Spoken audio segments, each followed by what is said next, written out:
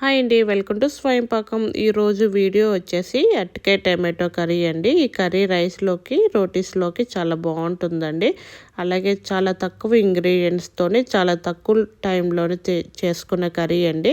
చాలా సింపుల్గా ఉంటుంది కానీ టేస్ట్ మాత్రం చాలా బాగుంటుందండి.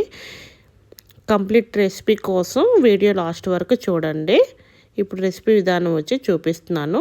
ఇప్పుడు స్టవ్ మీద ఒక కడాయిని పెట్టుకోవాలండి. కడాయిలో 2 టేబుల్ స్పూన్ వరకు ఆయిల్ వేసుకోవాలి. ఆయిల్ వేడెక్కినాక 1 టీ స్పూన్ వరకు పోపు దినుసులు వేసుకోవాలండి.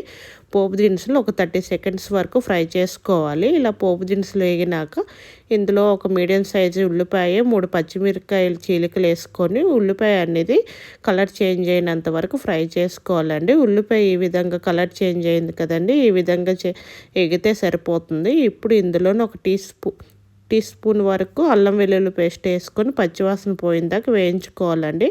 ఇలా అల్లం వెల్లుల్లి పేస్ట్ వేగినాక ఇందులో మీడియం సైజు 2 అరటికాయలండి తొక్క తీసేసి ఈ విధంగా మీడియం సైజులోనే ముక్కలుగా కట్ చేసుకొని వేసుకోవాలండి. వాష్ చేసుకొని వేసుకోవాలి. ఇలా అరటికాయలు వేసుకొని ఒకసారి బాగా కలుపుకొని మీడియం ఫ్లేమ్లోనూ మూత పెట్టుకొని ఒక 2 నిమిషాలు మగ్గించుకోవాలండి. ఇలా 2 నిమిషాలకి ఇవ్వండి 40% వరకు కుక్ అవుతాయి. ఇప్పుడు ఇందులోని ఒక పెద్ద సైజు టమాటోనండి చిన్న ముక్కలుగా కట్ చేసుకొని వేసుకోవాలి. టమాటా వేసుకొని ఒకసారి బాగా కలుపుకొని మళ్ళీ మూత పెట్టుకొని ఒక 2 నిమిషాలు వేయించుకోవాలండి. ఈలోగా టమాటో అనేది మనకు కాస్త మెత్తపడుతుంది. ఇలా టమాటా అనేది ఇలా మెత్తపడితే సరిపోతుందండి. ఇప్పుడు ఇందులోని 1/2 టీ స్పూన్ పసుపు, 1/2 teaspoon masala powder, 1/2 teaspoon ధనియా పౌడరు, రుచికి తగినంత ఉప్పుని వేసుకోవాలండి. నేను ఇక్కడ 1.5 టీ స్పూన్ వరకు ఉప్పుని వేసుకుంటున్నాను.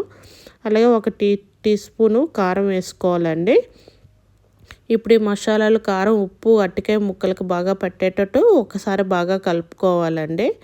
ఇలా బాగా కలుపుకొని గ్రేవీ కోసం 1 గ్లాస్ వరకు వాటర్ నేను యాడ్ చేస్తున్నాను. అరటికాయలు ఉడకడానికి పెద్దగా వాటర్ కూడా అవసరం లేదండి, త్వరగా మగ్గిపోతాయి. గ్రేవీ కోసం కావాలని 1 గ్లాస్ వరకు వాటర్ని యాడ్ చేస్తున్నాను. ఇలా వాటర్ని యాడ్ చేసుకొని మూత పెట్టుకొని మీడియం ఫ్లేమ్లోనే గ్రేవీ దగ్గర పడినంత వరకు ఉడికించుకోవాలండి. ఇదిగోండి ఈ విధంగా గ్రేవీ అనేది ఈ విధంగా దగ్గర పడితే సరిపోతుందండి. ఇలా దగ్గర పడిన గ్రేవీ రైస్లోకి రోటీలోకి బాగుంటుందండి. ఒకసారి బాగా కలుపుకొని ఇందులో కాస్త కొత్తిమీరని వేసుకోవాలండి.